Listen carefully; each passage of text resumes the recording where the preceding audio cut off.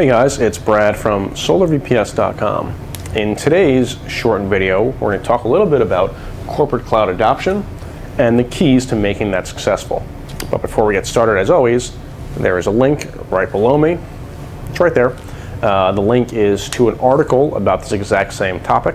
It's a little bit more in depth, so feel free to take a read, share it around, spread it around. We'd greatly appreciate it. I'll wait a few minutes while you do that. Okay, so corporate cloud adoption. How does corporate cloud adoption happen?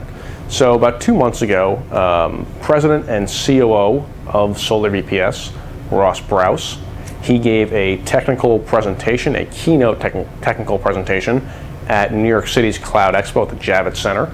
It was on corporate cloud adoption, adopting cloud solutions from the couch to the corporation. Essentially, what the presentation was on was how personal consumers, through their use of cloud solutions and cloud technologies, are taking their personal cloud technologies, bringing them to work, and how it's being incorporated in the work environment and why that's important and why it's a good thing. So we're going to cover a little bit about that right now and how it happens. So first things first, how does corporate cloud adoption happen? The first major step to it is the BYOD movement. If you're not sure what the BYOD movement is, the BYOD movement, I know I'm saying BYOD movement quite a lot, is the bring your own device movement. It means your cell phones, your tablets, your laptops. It means bringing your own device to your work or to your corporate space so you can use that device for work purposes. Now this device is a Galaxy S3. It is my personal cell phone. It is something I highly love and fully enjoy. On my cell phone, I have both my personal applications, Facebook, Twitter, Gmail, Maps, all that jazz, Sports Center, the entire thing. However, I also have my corporate accounts, my Exchange server for email, my few company WordPresses that I control, Hootsuite for corporate social media management. It's all on that one device. Now, why is this important? Why is it important that I am bringing my own device to work and doing so willingly? Well, let's think about it. When I was first hired about a little over a year and a half ago, I had my own personal cell phone, but I also had a work-issued cell phone. That would mean on a daily basis I had two devices on me at the same time, which, to tell you the honest truth, was pretty annoying. It meant that on my personal device, I had all my personal applications. On my work device, I had my work applications. This essentially created a division between my work life and my personal life. It meant that when I went to work, I used one device. When I went home, I used another device. It created a pain in the ass situation where I was constantly checking two devices to see what was going on in essentially the two of the worlds that I live in, my home and my office. This is a problem. By bringing your own device, by employees bringing their own device to work, by companies allowing employees to bring their own device to work, and allowing them to access the corporate cloud, this means that employees can do two things at once. If you have your own personal device that's linked up to your corporate Exchange account, this means that not only can you check your own personal email, you can check your Gmail, your personal Facebook accounts, your personal social media accounts. You can also at the same time check your Exchange server. You can check into your corporate text messages. You can call some of your contacts, so on and so forth. It means that it's taking both these devices, linking them together, and making that user more productive. But at the same time, they're also happier. And this is one of the most important keys to it. For the BYOD movement to work, for cloud adoption to really work, the BYOD movement is making employees happier. Why is this? The answer is really simple. It's because they can do two things at once. It's because that work-life balance that says when you're at work, you do work, and when you're at home, you do your own personal stuff, is now being melded together. It means that while they're at work, while they might also check their Facebook status, they're also going to check their company Facebook status and maybe share something from their company Facebook status on their own personal wall. It's allowing them to do two things at once and essentially making them happier in the process. Now, the work-life balance. Work-life balance. Something we've heard for ages. It essentially means that when you're at work, and when you're at home, you're at home. That there's a division between your work and your home life. However, in today's world, with cloud solutions, especially social media, Facebook, Twitter, LinkedIn, Google+. If you're on Google+, by the way, you should be on Google+. If you're not, you're silly. Anyway, with all these cloud technologies, it's making the work-life balance harder and harder to maintain. Why is this? Well, you have a Facebook account. There's 1 billion users, you have a Facebook account. On your account, you have your college friends, you have your high school friends, you have your family, you have all your personal updates, so on and so forth, your photos. However, you also have friends who you work with, who are at your office. You see their status updates, you see their photos, you see their friends, so on and so forth. You see their daily doings. Essentially, social media and the cloud is merging what was once divisions. It was saying, when I was at work, I was at work. When I was at home, I was at home. This is really no longer the case anymore. Because of those tools, because cloud technologies are creeping in, even when you're at home, you still have access to work files. And when you're at work, you still have access to your home. This might seem like a problem for some people, but it's actually better. Why is this better? Well, this has to do with productivity. So say if you have an iPhone, or say if you just have a mail account that's merged. In that mail account, you have both your personal account, say it's Gmail, and you have your Exchange server. This means when you check your email in the unified mailbox, you're checking both your Exchange and your Gmail account, your work and your personal account at the exact same time. Side by side, all the same. It means that you're answering your personal email about when you're going off to Las Vegas for a friend's wedding, and at the same time, you're answering a work email about how much money you're spending on the next trade show your company is going to. You're doing two things at once. Productivity.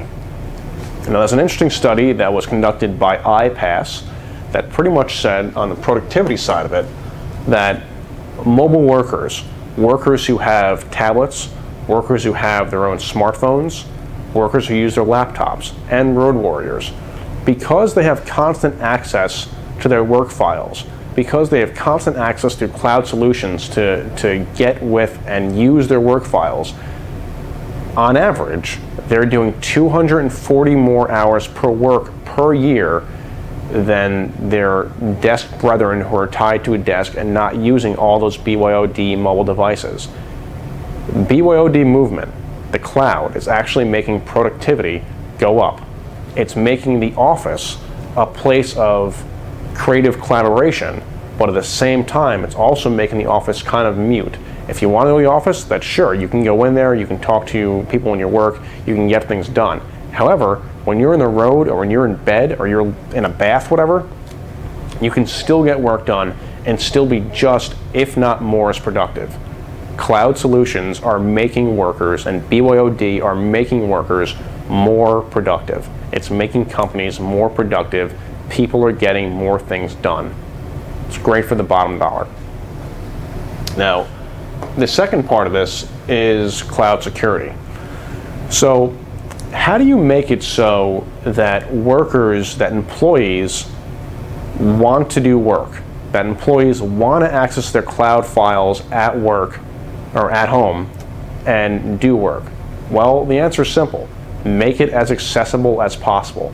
Make cloud data, make your own company private cloud, make it so accessible to the workers who work for you, to the employees who work for you, that they don't even think of it as accessing the cloud. Why is this important? Well, this has to do partly with security. The more and more someone can access a solution, the more and more someone can access data through Dropbox or through Box.net or through whatever private cloud solution you have installed in your office, the more and more that person is not going to think to take that data and store it locally. sounds kind of funny, but it's actually a good thing. If data is not stored locally, if it's behind a private cloud, behind your own firewall, that data is still more secure. It's creating security for you. There's an old argument, well, it's not really old anymore, but there's an old argument that says that the cloud is actually making data less and less secure because of the nature of the cloud. Well, we don't really think so. We think it's the opposite. The more and more company employees use cloud solutions, use cloud data, see how incredibly simple it is to get all the data they need from their own private cloud, the more and more they're not storing that data locally on an unprotected network. Essentially, the cloud is making data more secure because it's constantly keeping behind a private firewall, behind a private cloud setup, and not opening it access to on a local network somewhere that isn't protected. It's making data more and more secure. It's a great thing. So the second key is do not limit access. Make sure all the company employees that need all your data in your private cloud have the simplest, easiest way to access that information. So simple that they don't even realize they're using a cloud solution. This leads to part 3. Part 3 is the off switch. Now we've played around with the terminology for this while we were putting together Ross Brouse's presentation, our COO's presentation on corporate cloud adoption. We called it the kill switch, the off button. All this refers to is the entire idea of internal versus external threats. So we hear this a lot, that companies of any kind are afraid to put their data, their corporate information in the cloud because they're afraid that a hacker is going to come in, hack their private cloud, and take all their data. And their data is going to end up in the hands of a competitor or being sold on the market. Truth be told, it's a very common worry, and it's a very understandable worry. However, the same study that was done by iPass was also done by Cisco, and Cisco found that 94% of people are actually more concerned with internal data leaks than external when using the cloud. This means that the majority of data leaks are actually coming from inside a company. It's coming from someone who's disgruntled, who's going to leave, who knows they're going to get fired, so they take some data and leak it out. Now, as much as we want to say we can prevent that, the truth is we can't. If someone's going to go ahead and decide that they're going to leave a company and take some data with them, they're going to do that, and there's probably nothing you can do about it. However, if they have their own device and their device is linked up to, obviously, your corporate exchange account, your corporate social media accounts, your corporate blogs, so on and so forth, this is where the off switch comes in. The off switch, the kill switch, the off button, is essentially a remote wipe of a device. It means that even though they have their own device and they have their own Gmail accounts and own personal accounts, the corporation, with a single click of a button, can completely wipe a device of any corporate information, corporate access that user has to the private cloud, to the corporate private cloud. It takes all that data out of their hands and locks them out of the system with a single use of a button. So, as you can see, that's actually going to make the cloud more secure. It's going to protect against internal leaks. It's going to protect against a disgruntled employee taking data and going somewhere else. It means that that person, once they're done, once someone knows they're being fired, once someone knows they're being let go, that person's access is shut off. It's done. It's completely done. It protects against data, and it makes sure that data doesn't go find their way into a hands of a competitor. Let's put all this together. You have the BYOD movement, which is improving a work-life balance, which is improving productivity. You have not limiting access to the cloud, which means that employees aren't thinking of storing data locally. It means that employees are just going to the cloud solutions and using those cloud solutions and not even thinking about at all that data isn't actually on them, that it's stored locally. And that also means at the same time that once you know someone's going to leave, you can shut off their access with a single click of a button, making sure they can't take that data with them and leak it externally. All in all, That's how you do corporate cloud adoption. That means that data is actually getting more secure with cloud solutions. BYOD, bring your own device, cloud security, do not limit access, and the off switch, internal versus external threats. Those are your keys to corporate cloud adoption.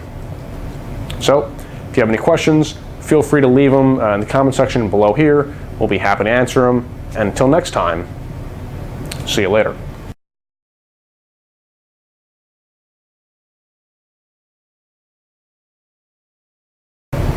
Hey guys, it's Brad again. One more thing, subscribe to our channel. We'd really appreciate it. Share our content around. Subscribe to it. It's a good thing. You'll get more and more videos. You have to look at my ugly mug, but you'll get more and more videos like this. Subscribe to our channel and share it around. Thanks a lot.